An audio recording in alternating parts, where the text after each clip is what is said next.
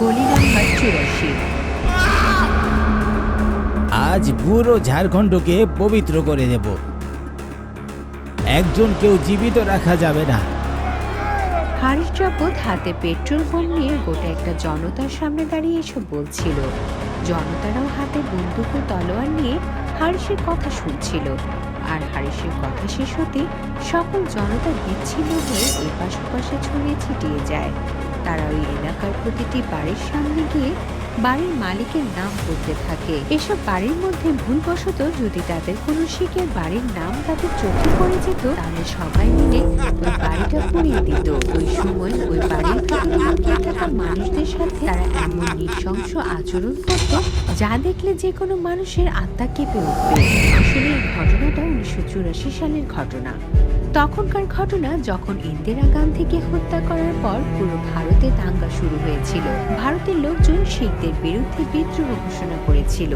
ওই দুর্ঘটনার কারণে কত মানুষটি নিজের প্রাণ হারিয়েছে তা কেউ ঠিকভাবে বলতে পারবে না।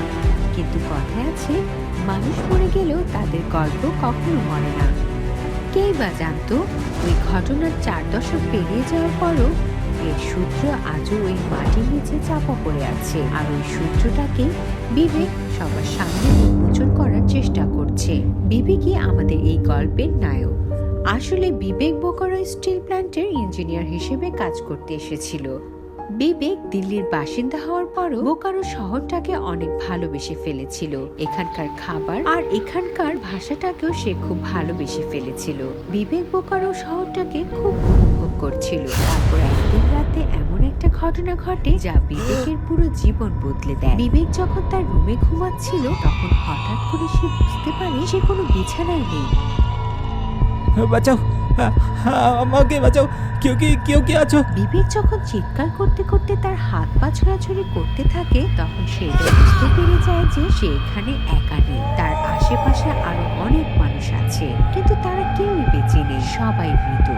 কারো চেহারা কাটা তো কারো চোখ ফাটা। লাশগুলোকে সামনে সে যখন গর্তের ভেতর থেকে বাইরে বেরিয়ে আসে, তখন তার শরীরের প্রতিটি রক্তকণা প্রায় শুকিয়ে আসে। তার সামনে লাশের পাহাড় দাঁড়িয়েছিল।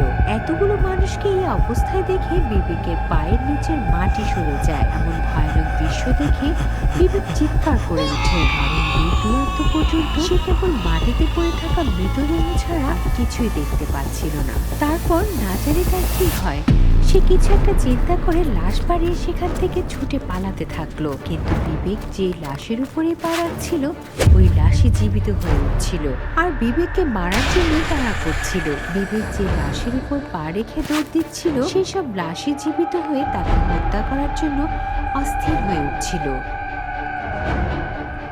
এই লাশগুলো জীবিত হচ্ছে কিভাবে? আমার সাথে এসব কি হচ্ছে? কেউ আছেন? আমাকে বাঁচান। কেউ কি আমার কথা শুনতে পাচ্ছেন? প্লিজ আমাকে সাহায্য করুন। বিবেক পাগলের মতো চিৎকার করছিল আর ওই লাশগুলোর হাত থেকে বাঁচার জন্য ছুটছিল। কিন্তু যখন তাকে চারদিক থেকে লাশের পাহাড় ঘিরে ধরে, তখন সে ক্লান্ত হয়ে সেখানেই হাঁটু গেড়ে বসে পড়ে আর কান্না করতে করতে বলতে থাকে, কোন জন্মের পাপের হিসাব আমার কাছ থেকে নেওয়া হচ্ছে? আমি কি দোষ করেছি? কেউ কিছু বলছেন না কেন? কেউ তো কিছু বলুন। কেউ কিছু বলছেন না কেন? কেউ তো কিছু বলুন। কিছুক্ষণ চিৎকার চেঁচামেচি করে নিজের হাঁটুতে মাথা গুঁজে বসে পড়লো আর এক এক করে সবগুলো লাশ তার উপরে এসে পড়লো।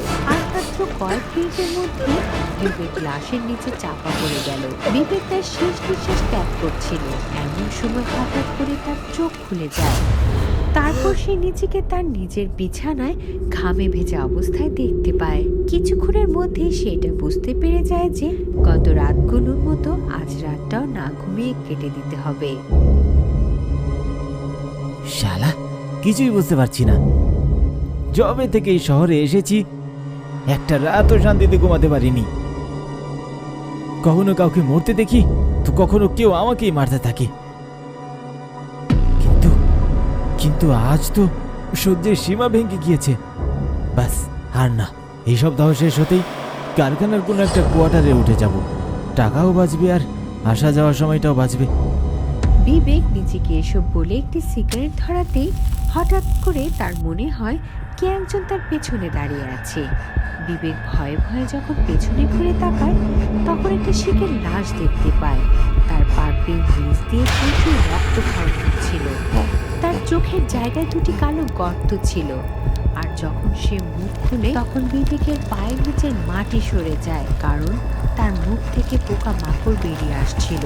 আর কিছুক্ষণের মধ্যেই ওই লাশ তার বড় মুখ খুলে বিবেকের উপর আক্রমণ করতে বিবেক ওই লাশটাকে ধাক্কা মেরে সরিয়ে তার রুম থেকে বাইরে বেরিয়ে যায়। কিন্তু বিবেক রুম থেকে বের হতেই দেখে পুরো এলাকার নকশা বদলে গিয়েছে। চারদিকে আগুনের ভয়ানক দৃশ্য, মানুষের আর্তনাদ, হাহাকার আর কান্নার আওয়াজে গোটা আকাশ মুখরিত হয়ে উঠেছে। হঠাৎ করে এই শহরটার আবার কি হলো? আজ সন্ধ্যা পর্যন্ত তো সব ঠিকই ছিল। আর এটা তো সুশীলা আন্টি, ওনার মুখে কি হয়েছে? আরে চা বলা আঙ্কেল। এগুলো সেই সমস্ত লোকেদের বিকৃত মুখ যাদের গলিতে, যাদের পাড়ায় বিবেক থাকতো। সে একজন দুইজন মানুষকে থামিয়ে তাদের সাথে কথা বলার চেষ্টা করে, কিন্তু যখনই সে কাউকে থামাতে চাচ্ছিল তখনই ওইসব লোক তার উপরে পাল্টা হামলা করে পালিয়ে যাচ্ছিল। বিবেক যখন এসব কথা ভাবছিল তখন সে কিছু মানুষের হাতে তলোয়ার আর পেট্রোল বোমা দেখতে পায়। তাদের সবার চেহারা পশুত্ব ফুটে উঠেছিল। আজ পুরো ঝাড়খণ্ডকে পবিত্র করে দেব, একজনও জীবিত রাখা যাবে না। যখনই বিবেক ওই লোকটার এই কথাটা শুনে তখন সে তৎক্ষণাৎ কাঁপতে কাঁপতে তার ঘরের ভেতরে ঢুকে যায় আর দরজা বন্ধ করে দেওয়ার চেষ্টা করে। কিন্তু তার এই চেষ্টা কেবল চেষ্টাই থেকে যায়। ভিড়ের মধ্য থেকে অনেকগুলো মানুষ সোজা বিবেকের ঘরে ঢুকে পড়ে। এই, এটা তোর বাড়ি?